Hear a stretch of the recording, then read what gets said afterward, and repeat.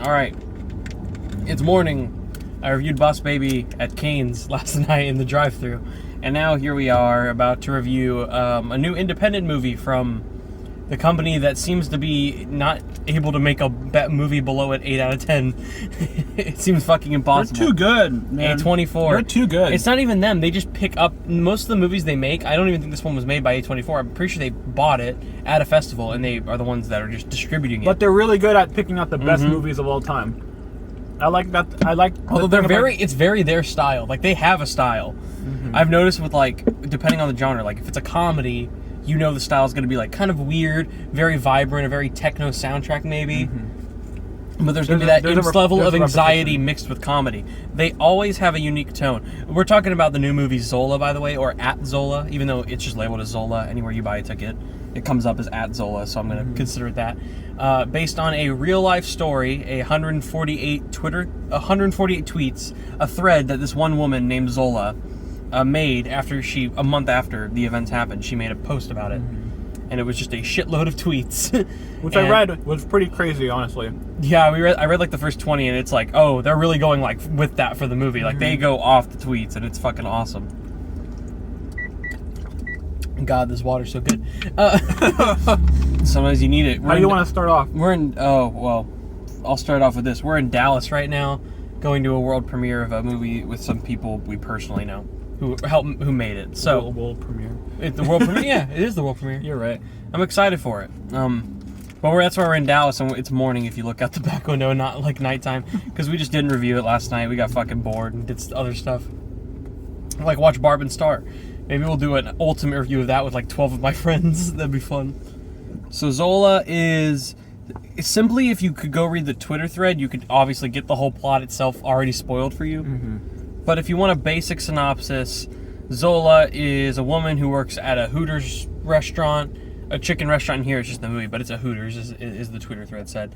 And she was serving this fucking really over-the-top, zany white girl, hoey white girl. And she basically talks to her, they become friends overnight, and then the next day, she texts her to go to Florida to do dancing and make a bunch of money out of Florida. Which, by the way, they live all the way in Detroit, and they drove all the way to Florida. Just at that time. They mentioned it was like a 25-hour drive, because they drove from morning to night, and it was already almost morning when they got there, or like afternoon time.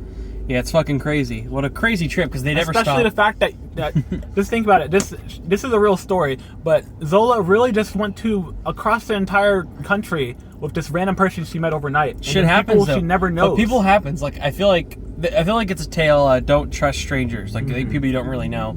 That's clearly the main tale. And but with all that being said, there's clearly a message behind it more than that. But people do that in real life. People will meet people and then just feel like they know them instantly day one type things. And I felt like that's the story they're trying to tell. Maybe that's the message, but is there a message to the movie other than it's just a duplicated of a real story? I wouldn't say there's much of a message really, just because it's a natural story. This is something that actually happened, so I don't believe that a message. You could conjure up your own message for what you think the message could be, but there's no general idea of what a person wants you to think. Mainly just because it's a documentary in a way. Yeah, it really is it's a biography more. Yeah, it's a biography. But it's a biography of the single story that happened in this person's life for it took up 3 nights or so. 3 nights. And it's really fun. It's comedy in it is great. Like, I think I was laughing that it was us two and then 2 other people in the theater who clearly were not having a good time. They left right before the credits started even going. They probably didn't like and the movie. movie. I didn't hear them laugh a single time the whole movie.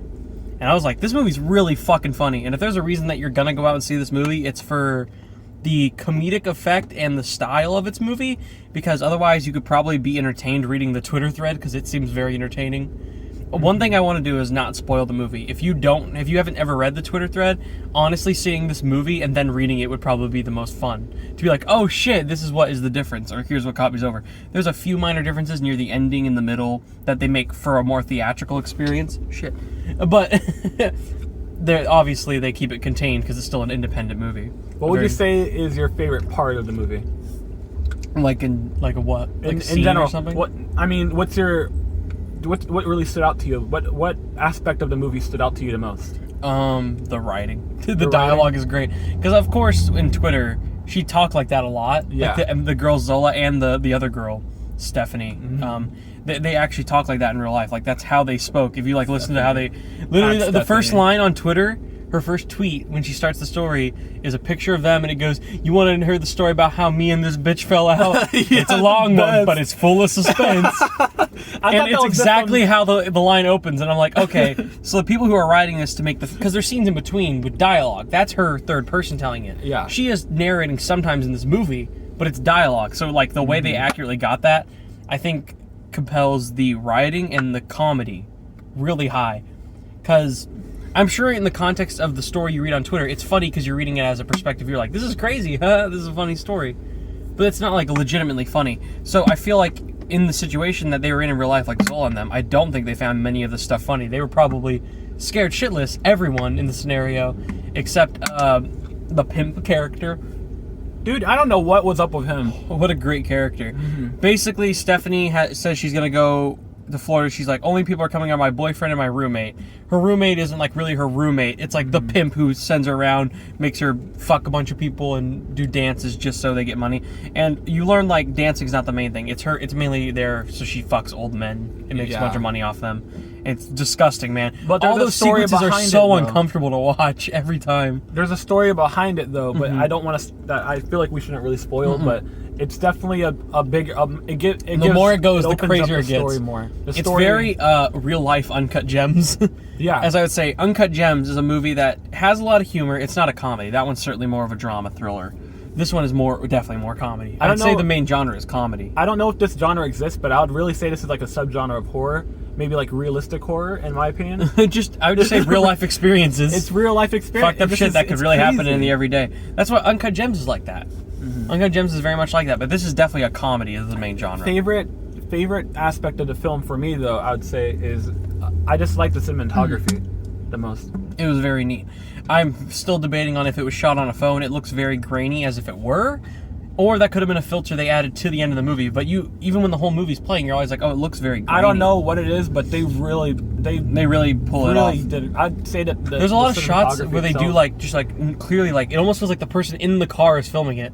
Like it feels like the actors like Taylor Page or Riley Keough are just literally just turning their phone in the camera. It reminds me of Waves. Waves does the same effect. But Waves also is definitely a more professional, contained movie. This is more like outer there. Like, this is people who are on social media. This has that vibe of like, oh, look at me, we're at this cool place. It always feels like it feels like it was filmed on a phone.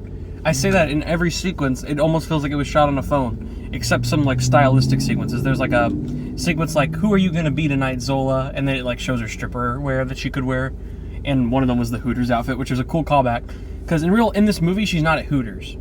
Yeah. But in real life, in the story, she mentioned she was at Hooters, which I'm sure was the reference that they were trying to call if you read the Twitter story.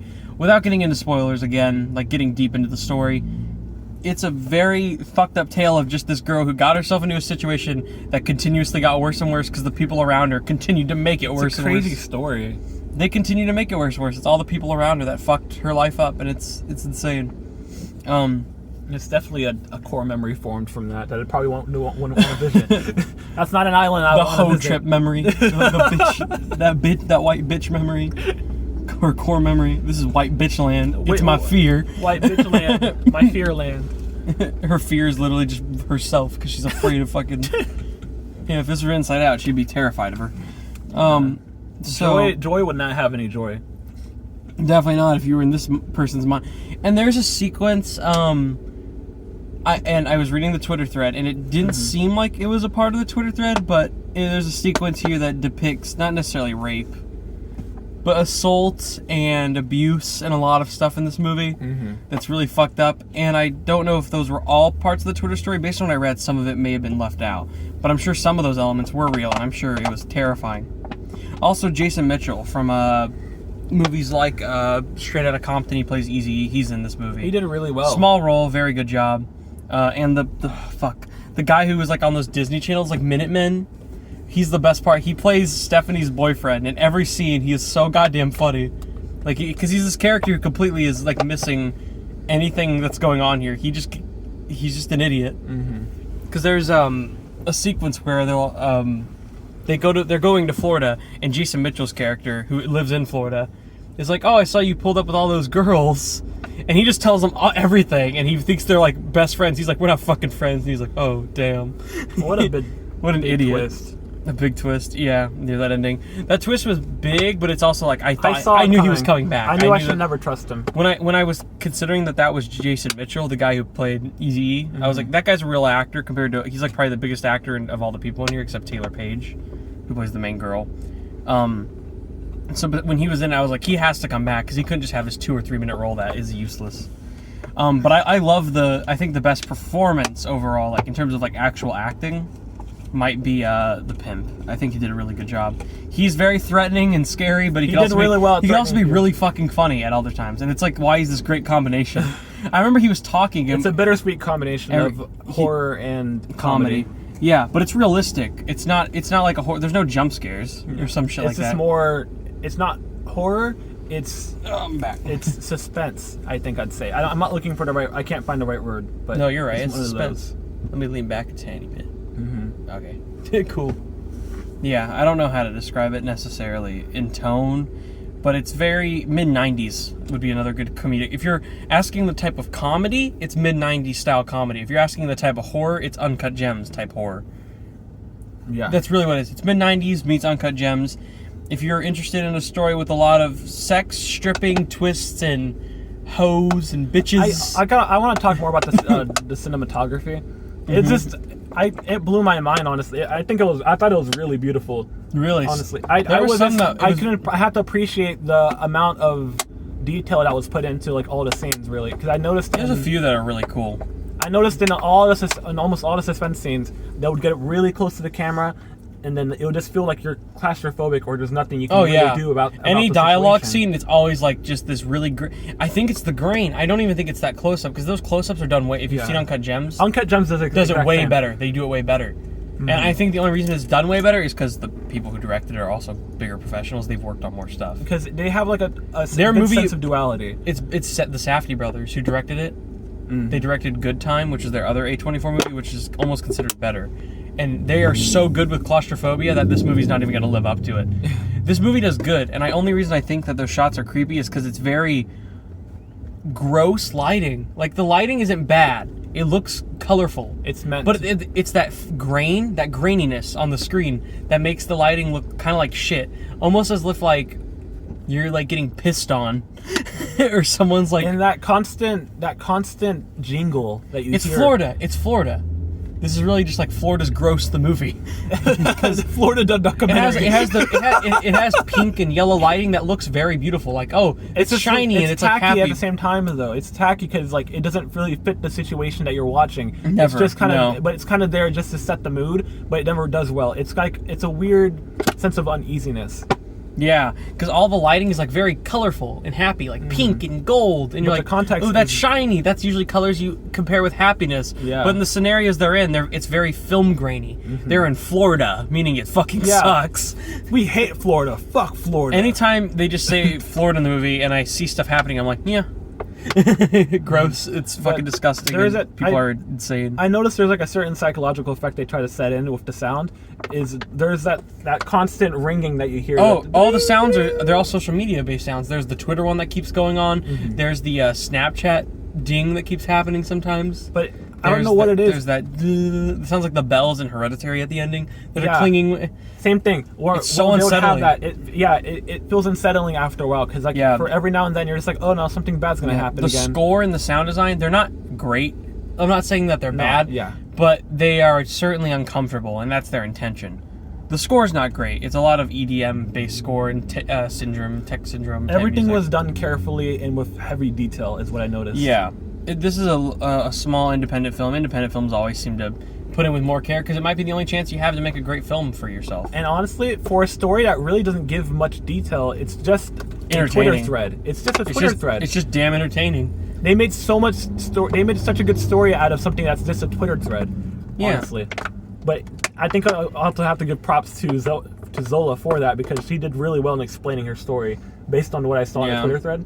Because almost all of it perfectly comes through in the movie. It could have been. She on executive produced the movie, meaning she clearly was on set helping them She explain liked stuff. it. It was good. I bet she loved the movie. She probably saw it and she's like, But there's also a great segment where they're like, let's take Stephanie's side of the story, and it becomes at Stephanie. That was the best. And I'm not going to give away the joke. I'm not going to give away the scene, but it eventually turns into her perspective.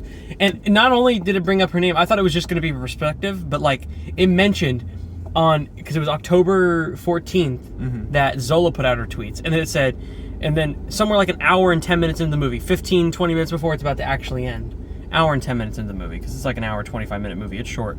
Yeah. It turns to at Stephanie for like 2 or 3 minutes, and it's like, do you want to know how me and this bitch fell out? Well, he goes, here's a long story done very, very short.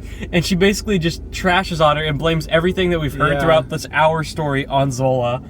But she did it on a Reddit thread on October 25th. And when it brought up Stephanie on Reddit, it made a thread and explained her side of the story. And I was like, it's so funny because it's at like the worst moment. They do it right after a sequence where the pimp argues with them and he's signing them up for more stuff. He's like signing her up to go have more sex, and the boyfriend's like saddened by it, and he's like cleaning vomit off the floor. I felt bad it's for like, the oh, boyfriend shit. so bad. I felt so bad for the boyfriend. I do, but he's also a complete dumbass. I love how fucking stupid he is. But it's like he has some condition that he's dealing with, but they Clearly, take advantage. bipolar. They take heavy advantage over the fact that he has that, and then they just use it for their own good. Yeah, to fuck him over. And it sucks because he does actually care about Stephanie, but the thing is, Stephanie is kind of just in that stage of like, I don't give a fuck. We got to deal with what we have right now. I got a baby. Like, yeah, and then he's just in like pain, like, well, why the fuck are you doing this? You're gonna get yourself hurt. You're having sex with a bunch of random people.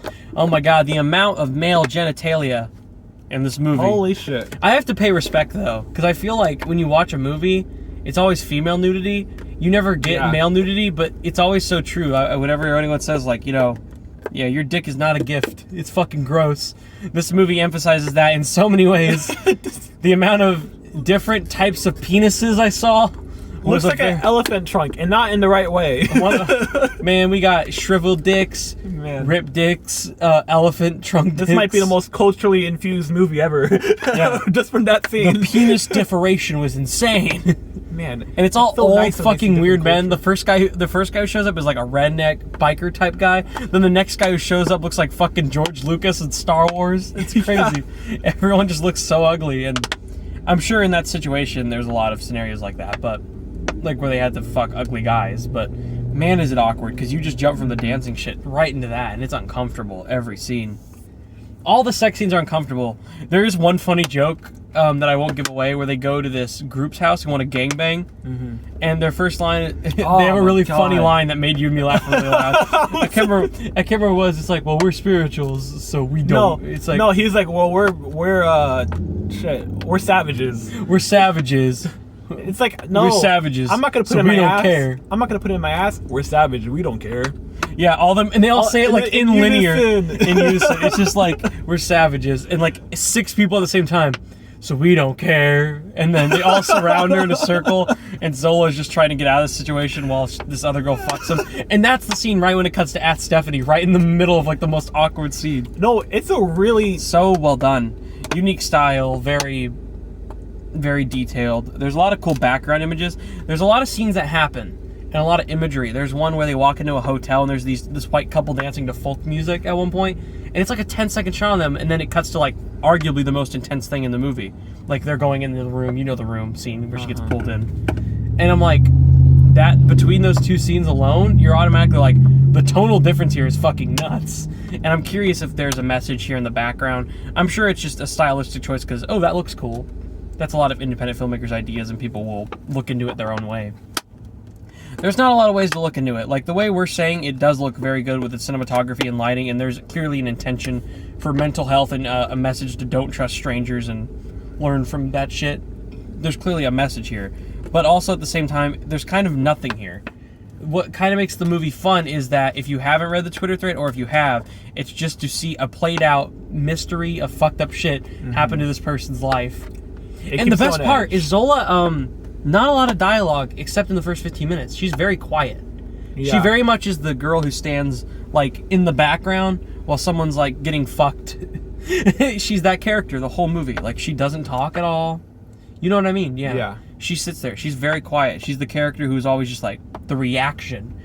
And that's why we have her story, is because she's the one who's like, doesn't want to be here, but she's forced in the situation. She's rarely at harm, because she's not the one having sex, or in any of these scenes.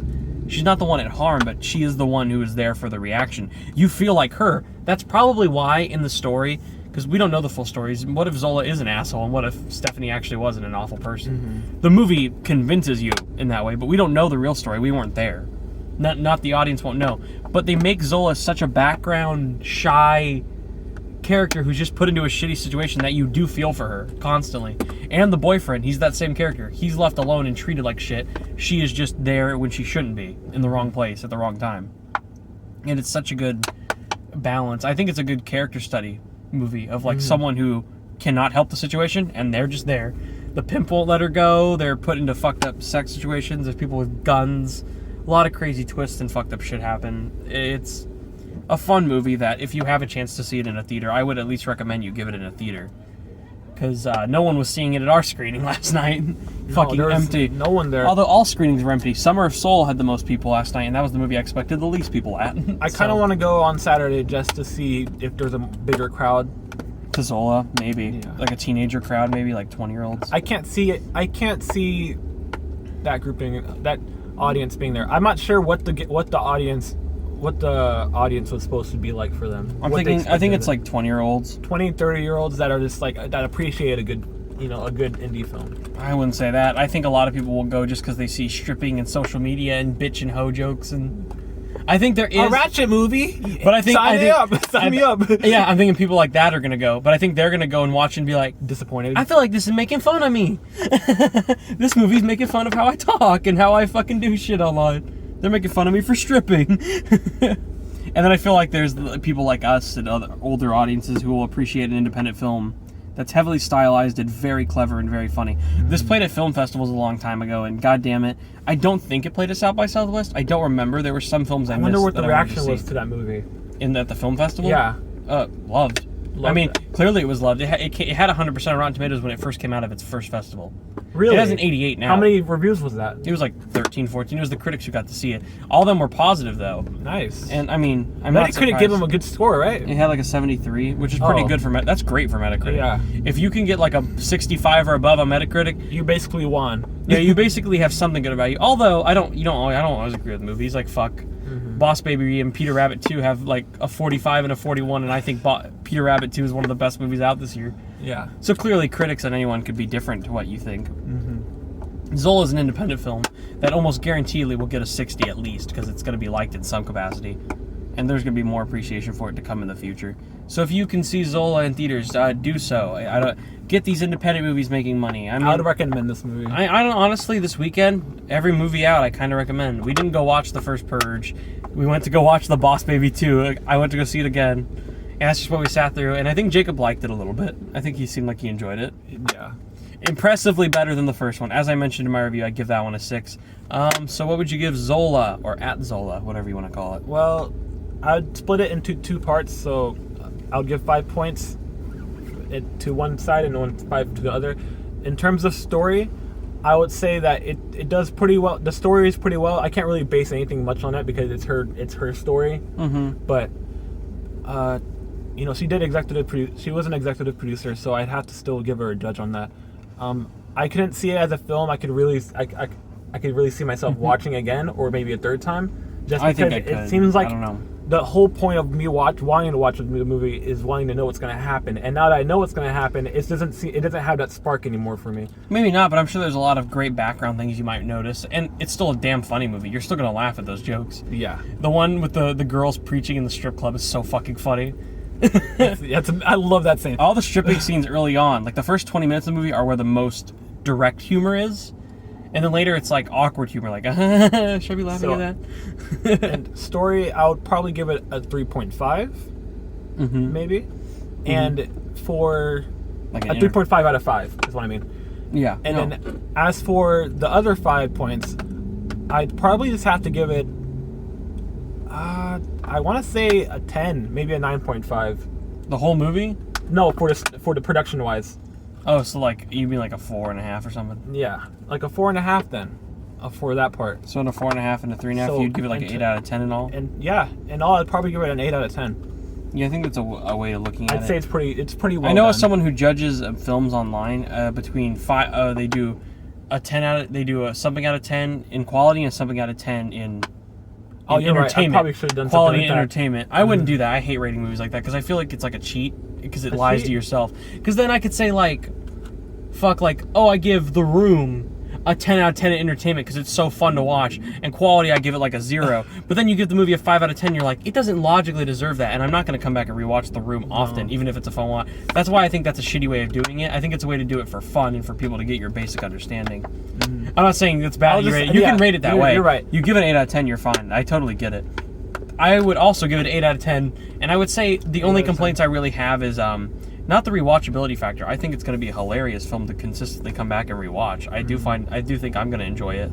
I would love to watch it with like a friend like Gabriel. I think he would really enjoy Gabriel this. would enjoy Oh this my so god, he's much. going to love the shit out of this movie. I'm so sad he didn't go. Like as soon as we were there, we were like, Gabriel would love this. We were just sitting in the theater thinking that. But if I have much to say about it, I would definitely rewatch it. I find it very funny. There's more things I want to look into. It's probably not highly rewatchable. It's not going to be like A24's 8th Grade, where I think that has, out of all the comedies they've done, of mainstream comedies, I think 8th Grade has the most rewatchability. Because it has a powerful message and so many great moments. And it's I don't even know what kind of genre that this movie is. It's multi-genre. It's so much, yeah. Really, I would say it's I'm going to say it's a comedy, a suspense comedy, or just a dark comedy. Just the way that I don't have to describe comedy. horror. I give it an 8 out of 10. Jacob would give it an 8 out of 10. So yeah, if you have your chance, go see it. I don't think we're going to do a Summer of Soul review. I find it hard to review documentaries, so mini review I'll plug at the end. Summer of Soul is a good documentary. It is to the point. It has some great visuals and great performances. It looks heavily remastered with the footage. Yeah. Questlove managed to direct it, which means he did the interviews and he planned out all the stuff to what order it should be in. Editing was so well done. In this. It's not him, but I'm sure he has a say because he's the director. He clearly has a say in what. I would give editing honestly a 10 out of 10. Oh, it was a really good edited documentary. Edgar Wright's, although I've seen the Sparks Brothers recently, I did see the documentary South by Southwest, the one that's playing at the Texas Theater right now before the premiere we're going to. That editing it's Edgar Wright editing. It's so fucking good. But the problem with the Sparks Brothers that I had is like I don't find Sparks, that's the name of the band, Sparks. They've been there for like 50 years. They still perform. I haven't found their story great. The first hour and 30 of Sparks, I was like, this is fun, only because the editing and Edgar Wright's humor. But it is a very dull story. There's more of a message and emotional story to Summer of Soul. And so I'd say, while Sparks Brothers has like the best editing, some of the best editing I've ever seen, and Shall They Grow Older, or whatever it was called. It was the movie. It was a war movie of real war footage from World War I, remastered by Peter Jackson, the guy who made Lord of the Rings. He directed it. It's fucking beautiful. It is the best documentary I've ever seen in my life, if you haven't seen that one. P.C. Jackson? The lightning teeth dude? I just said... No, I said Peter Jackson. Oh, Percy Jackson, dude. No, Peter Jackson. The one with the best friend that's like a half ox or goat or Fuck! something. Yeah, he plays A-Train in The Boys. No, he does. Yeah, it's in terms of the editing, it's not as good as Sparks Brothers or like I can't Shall really They say Grow anything. Old? I haven't seen that. Yeah, So. but in terms of the editing, it is well edited. It's just a simple documentary with footage put together and interviews. But they find a way to make some cool transitions. And I thought they were gonna do like the first day of the festival and they were gonna go by days, but they don't. It's kind of like an out of order emotional journey of like what this festival meant, the fact that this festival came out around the same time as the Woodstock Festival, so no one was talking about this festival, and it had a huge emotional and physical, even like legitimately a physical impact on like black culture at the time. And obviously the title, if you just read Summer of Soul, or How the Revolution Could Not Be Televised, or When the Revolution Could Not Be Televised, like that title clearly alone explains exactly what you're going to get into with the story. For a while, like the first 50 minutes, I was like, this is just music performances and people like appreciating the culture. That's cool. But it really picks up its message later on in the movie when they start to talk about different genres and actually what this meant at the time. I thought that was really unique. And the final interview, like the last few interviews they show in footage are very emotional. And Nina Simone's performance, and at the very end, along with, what's his fucking name? I always forget the guy's name. The guy who performed My Girl. He was a dude from Temptations. I don't remember. Yeah, Starts yeah. with D or something. No, it is a dude. Don something. Fuck, I always can't forget. I remember his always name. forget his name. He's so David. too good. I've been singing the 2 songs he sings in the movie the whole time. Higher, higher. That one at the very ending. Yeah. Those final performances, like, it's playing in the Dolby Theater now. Man, if I could hear those in the Dolby Theater with the remastered footage they get, because the footage was locked away for 50 years. You can never find this until now. They finally released it out, and it's a great way that Questlove put together. It's a movie crazy that they just had this locked away for 50 years to do nothing because it's the such a guy good tried to sell it as a performance. documentary to get something. Like, even It's if it was such a good shitty released, performance. and now there's so many good performances, and the only reason it was locked away is because no one cared about it. At the time that year was like Woodstock and politics, so this Yeah. was pointless to them. But Woodstock was pretty big though. That's the it was thing. fucking. It was bigger than this by Huge. a bit, but at People the, died. Oh yeah, but in terms of like in idealism, the fact that this is just hidden away is fucked up. Yeah, honestly. So They mini sh- they review should for at least Summer of Soul. forgive it. Documentaries are harder for me to rate, but I'd give Summer of Soul a 7.5 out of 10. I'd give it a 9. Really that good? Yeah. Like you're gonna come back and rewatch it? I Nine's would pretty high. rewatch that. I mean, It was the one thing. I'm not a Documentaries for fan. me. I'm not a fan of documentaries. That's the thing. I just but, found the like, first 50 minutes kind of slow. It really took a while for me to get the message to really get going. Because the first 50 minutes is well edited, but it's mostly performances. And I was like, this is cool and all, but I was hoping there would be an explanation for what this really means. And they really get into it. They build to it more and more to the end. Not to say that a documentary always has to do that. There's always unique ways to do it. But documentaries for me, man, it's rare for any of them to interest me. This was a subject that I was like, this is cool and all, but it isn't like a huge vocal interest to me. Like, I think, what was it fucking called? I think it's called They Shall Grow Old or something. The World War I documentary by Peter Jackson is probably one of the best documentaries. And Minding the Gap, the one I told you to buy about the skateboarding related things, those two are probably some of the most unique documentaries. I would give those like a 9 out of 10. It is great, and if it wins Best Documentary, deserving. I can totally get it. I think on a rewatch, maybe, now that I know what I'm getting into fully, I would probably give it a higher score. So for a documentary, I am judgmental more. I'll give it an 8 out of 10 as well. I can't give it a 9 personally, but you can give it a 9. 9 is I great. thought it was pretty good. My favorite movie we saw of all 3 was Zola still. Yeah, Zola took the cake for like the best film. Boss Baby. I watched Yeah, Boss so far. Baby. I agree. Boss Baby too. I can Night of say, the Living Boomers. Oh man. Oh, what would you give Boss Baby a score of? We'll just do a third ending review for you here. What the fuck? Just give it a score. Boss Baby's a 6. Yeah, okay. What I gave it last night? 6. Did you agree with me that I the third agree. act It's was a- when it's a gets 6. a little worse? Third act wasn't that bad. I mean, it was a No, cheesy. there were it was funny cheesy 'cause it was moments, just like, but there was a lot of. It was a lot at once. It's that cliche animation movie trope where it's like they have to force in a Family. lot of family messages. They have to have really this is where the cringe humor comes in. It's where the action comes in. Because like there was good moments with action and family moments. I would change before mine this to a act. 6.5 just because of all the adult jokes. Oh, there are a lot of great adult It jokes. was good. I would give it a 6 though. And maybe one day I'll give it a 6.5. But for now, I'm not going to change my score for Boss Baby. Yeah, I like It was the fun. humor I sometimes. mean, I give the first one like a 4 or a 3.5. I found that one very. Sucked. It's been a while since I've seen it though. It's just not that funny. There's not many adult jokes. Here, it almost feels like Angry Birds 2, where that first movie sucks and the second one's like, oh, it actually has a sense of humor about itself. That's funny. So see Zola. If you have kids, see Boss Baby, but honestly, see Peter Rabbit 2. It's still better. Your kids aren't gonna understand the jokes, but A lot of the good. adult jokes. They'll understand That's a all the good thing. farting, stupid jokes for kids. they'll laugh at the glue jokes. Glue. I like glue. Yeah, what a nice joke. I farted. Pony. Boomers. Yeah, they'll laugh at all that shit. That's all the jokes. For them, yeah. You'll like there's a great fish joke that I didn't talk about. I won't talk about it here, but a really great one with a fish. Save it for them when they watch the movie. Everyone, if you're Save going to it enjoy for the movie, them. that joke needs to be saved for you.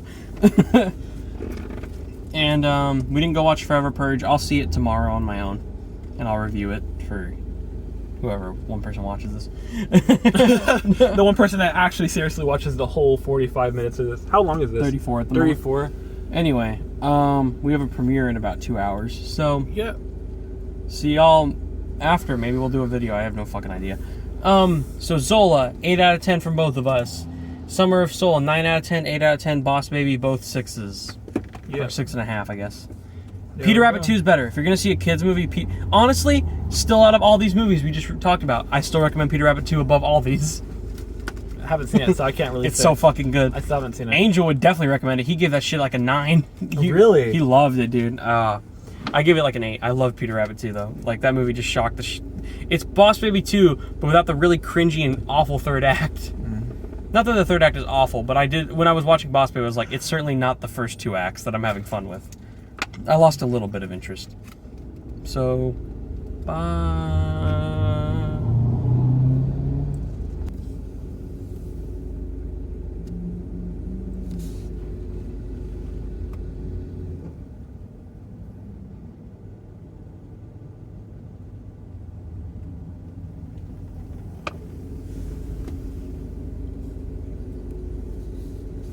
Where's the camera button? Why you on my Facebook? Why you on my Tumblr? Why you DMing me? Sis, why you tagging me in photos? You don't even fuck with me. Sis. Let me know. Sis. Let me know. Yes, Let me- sis. Felt in here. So when we went up, let's go do it.